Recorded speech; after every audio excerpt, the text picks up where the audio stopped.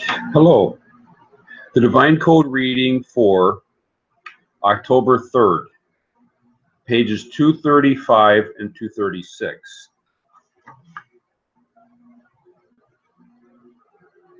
Continuing with the objects, chapter on objects offered to idols and decorations of idols.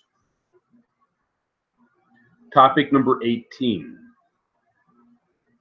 It is forbidden to mix offered items or libation, wine, poured for an idol with a majority of permitted similar substance in order to nullify them and make it permissible to benefit from the prohibited substance through the nullification of the mixture. Instead, they must be destroyed. Shishokanark, chapter 99, that one may not make a mixture from the onset in order to permit a forbidden food. After the fact, it should be ruled according to topic 9.7. The topic 9.17, that's yesterday's reading, that one should throw away an amount from the mixture equal to the amount of forbidden pieces. This accomplishes that there is no additional benefit received from the foreign substance.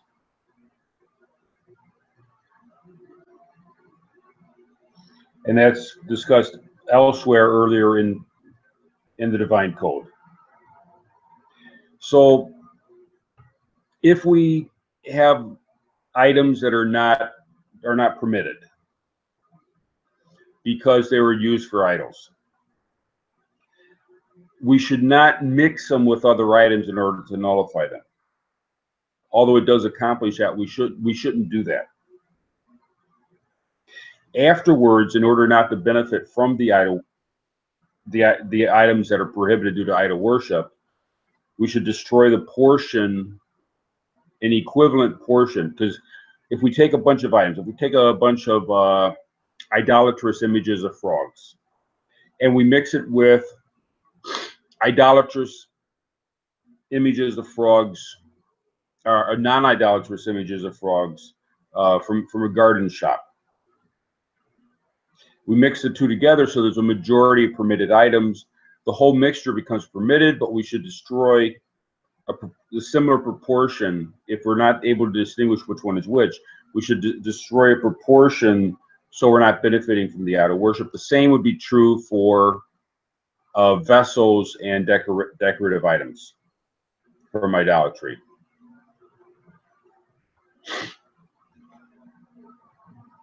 After the fact, if one did mix them in order to nullify them, we may dispose of the amount of forbidden items mixed and benefit from the rest of the mixture.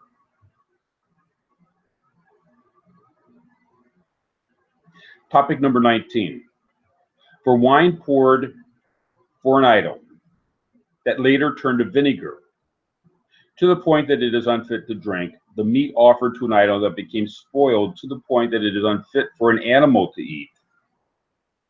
It appears that this is considered nullification for the offering, since it is unfit to be designated purpose, and it is permitted for benefit.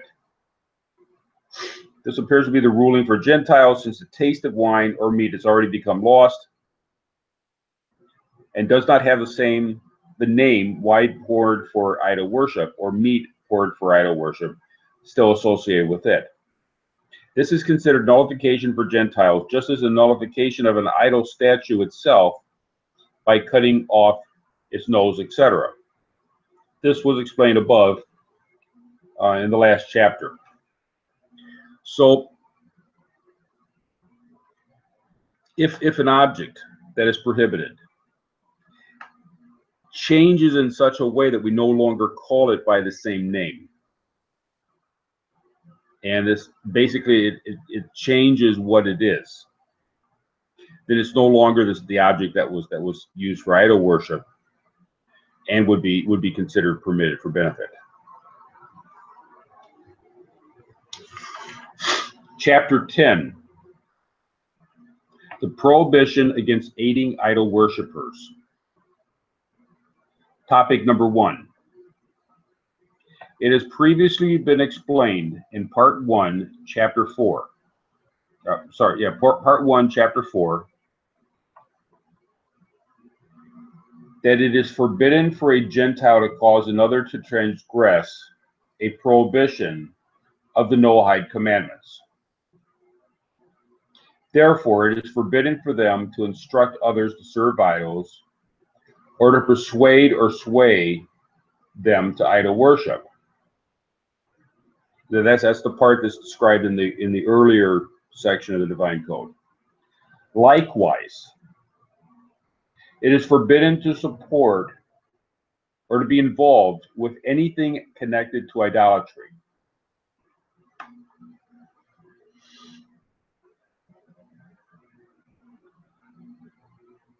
So just as we're not to sway people, we're not to be a stumbling block. That was a section on proselytizers and false religions.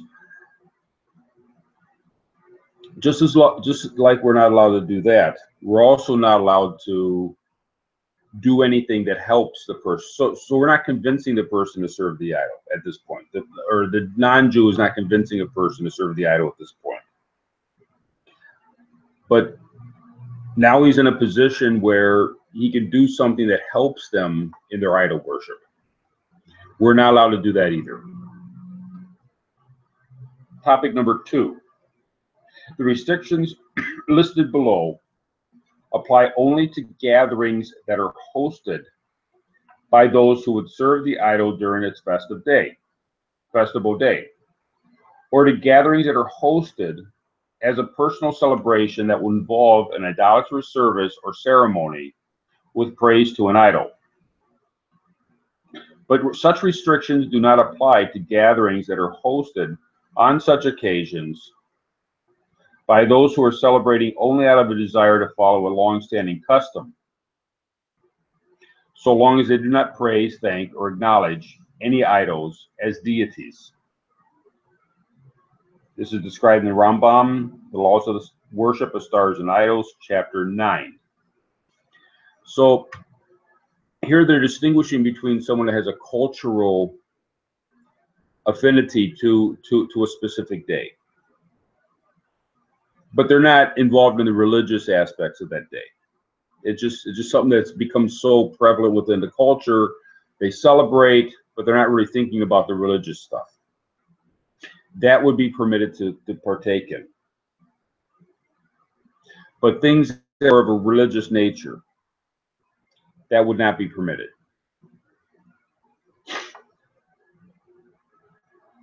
If one is afraid that others may be angry at him for not participating, or he is afraid of reprisals from idol worshippers, it is permitted for him to attend and appear as if he is participating, for he is only flattering the idol worshipper and does not attend out of an acceptance or recognition of the idol.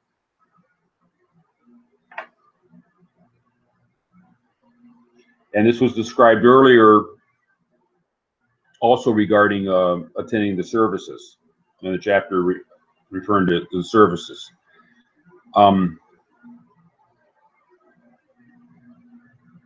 So if the person is doing it out of fear of the community or out of fear of a person, it is permitted to participate in the service, even to give the appearance of actively participating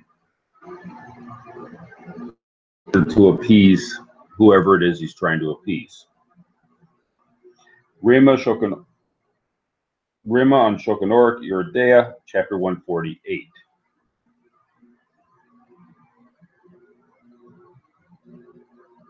A. Subtopic A. On a day that idolaters celebrate as a festival for their religion or for praising one of their idols, it is forbidden to attend their celebrations or to support them.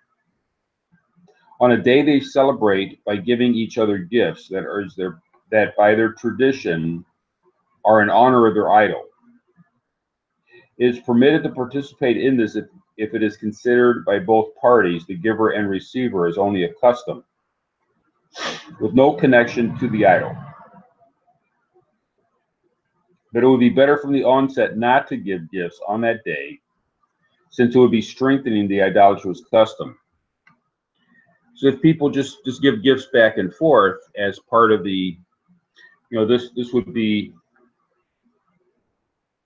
similar to the person that's participating in a celebration that's a custom, but it's not directly involved with the idolatry.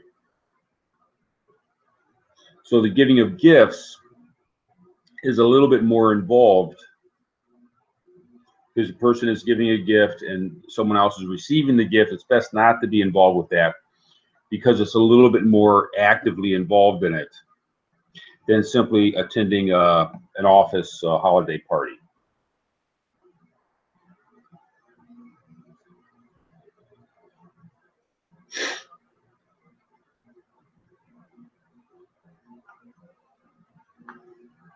But it's permitted to do it, but it's best not to. And the same thing with a holiday party.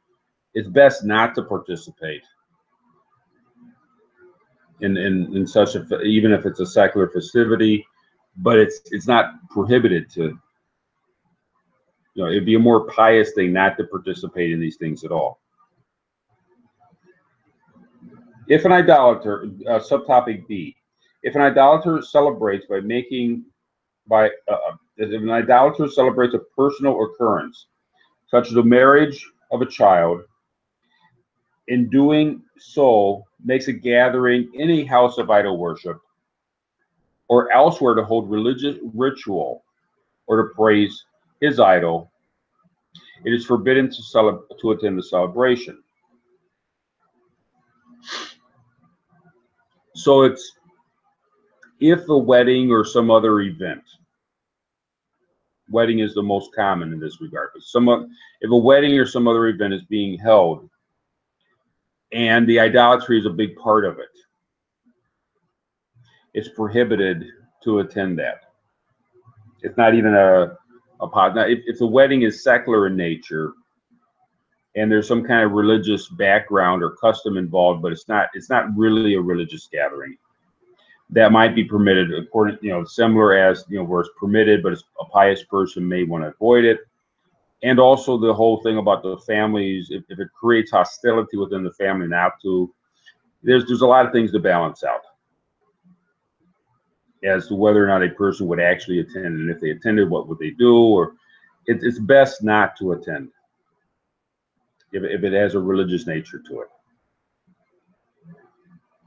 In fact, it would be prohibited to attend if it is a religious activity. There might be reasons why a person would attend, even though it's prohibited, but it's best not to.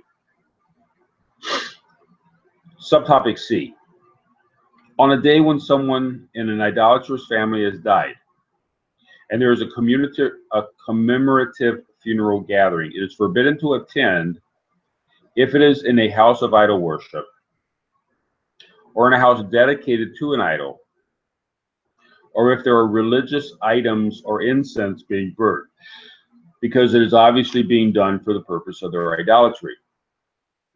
So again, there's a gathering for some reason. In this case, it'd be a funeral service.